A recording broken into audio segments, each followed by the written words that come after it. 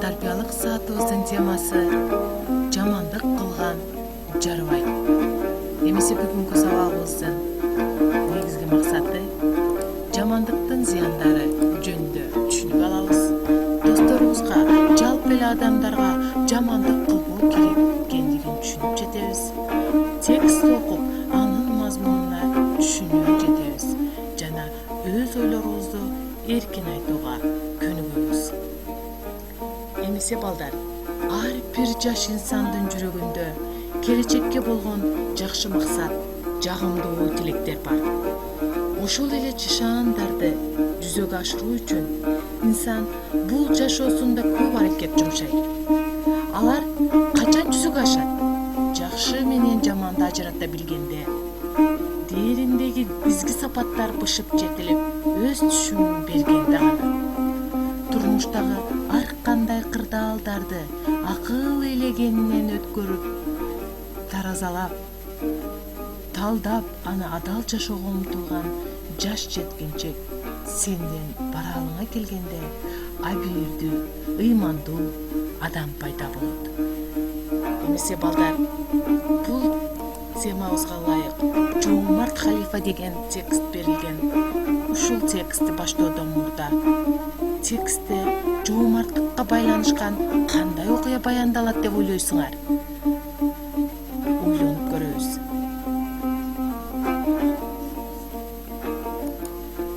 Эмесе балдар, текстти баштадык. Биринчи бөлүм. Байыркы араптардын Умавия тукумундагы халифаларынан Умар ибн Абдул-Азиз эң адил, эч кимдин көңүлүн оорутпаган, зулумдук менен калыссыздыктарды бүтүрүүгө жан өрөгөн адам экен.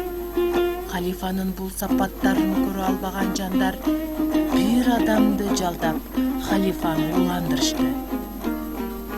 Балдар, биринчи бөлүмүбүз аяктады. Мындан кийинки окуя кандай болору жөнүндө божомолдоп көрөлү.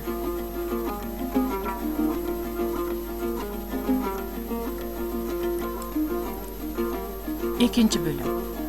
Бирок уу берген адам качып кутула албады. Аны Умардын кашына алып келишти. Умар ал адамдан: "Мага эмне үчүн уу бердиң? Мындагы максатың эмне эле?" деп сурады. Ал адам: "Халифам, мен сизди жоомарт адам экендигиңизди билем. Душмандарыңыз мага 1000 алтын берип, сизди ууландырууну буйрушту. Акча үчүн абийиримди сатып, ушул жарыбас ишти жасоого мажбур болдум. Өз ишиме өзүм кыжаалаттамын", деди. Халифа ал адамдан 1000 алтынды алып мамлекет казынасына тапшырды. Анан ал адамга абдан ачууланды. Балдар, экинчи бөлүмүбүз өз соңуна чыкты. Кийин кандай уланышы мүмкүн бул окуя?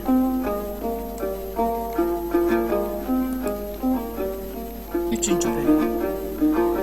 Акча дүйнө үчүн бирөөгө жаманчылык кылууну чоң күнөө экендигин билбедиңби?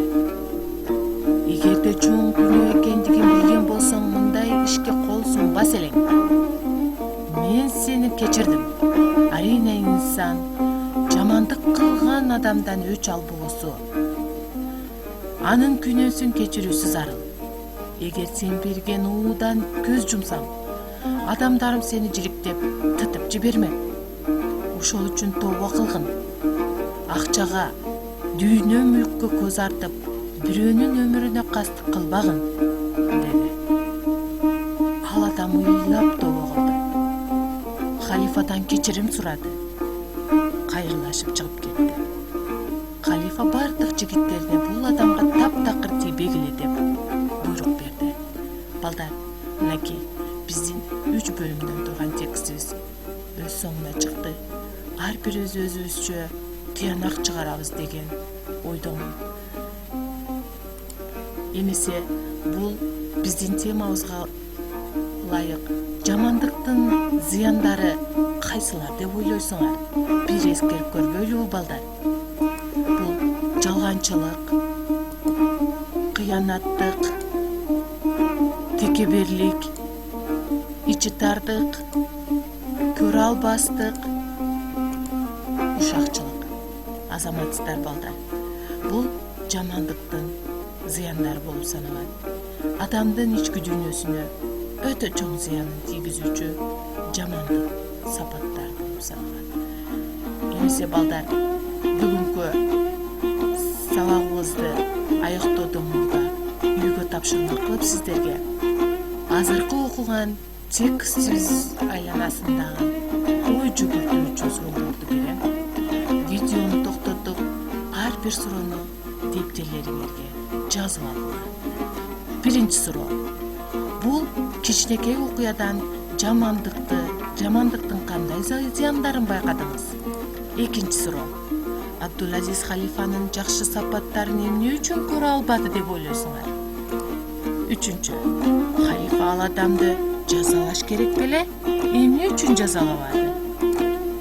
Халифа ууну ичип, бирок аман калганында кандай сыр бар деп ойлойсуңар? Кийинкиси.